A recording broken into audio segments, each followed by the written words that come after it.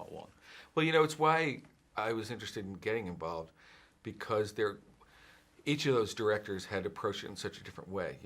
So it wasn't like some other series where you're stepping into a really kind of strong template, that you have to follow in any way. I did feel that this movie could be very different. But what's interesting is that, as you say, it's kind of it's an adaptation of one book. It's a very long two-part movie, but the second movie has a really different feel from the first movie too. I think in general, my approach in the first movie was really to embrace what it is, which is a kind of classic Hollywood genre romantic melodrama that morphs into a horror movie. Both of those things I'm interested in. I'm always interested in old forms, musicals, things that have kind of fallen by the wayside. I like very much that it's, I don't know, it's a story told without irony.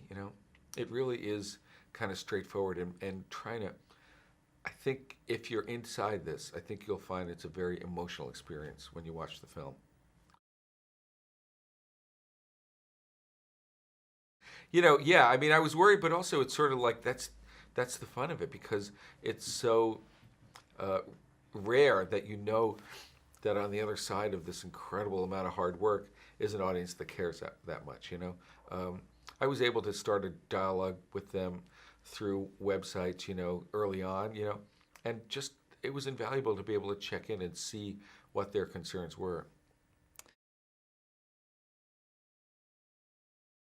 The drama. Yeah, that was a big appeal for me. I've made horror movies before.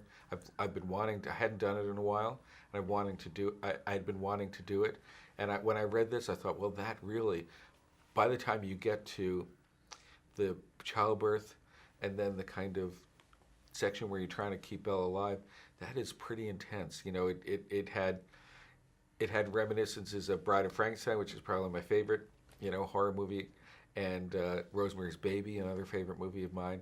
You know, uh, I was really keen to make that as immersive as possible, and not graphic, but intense.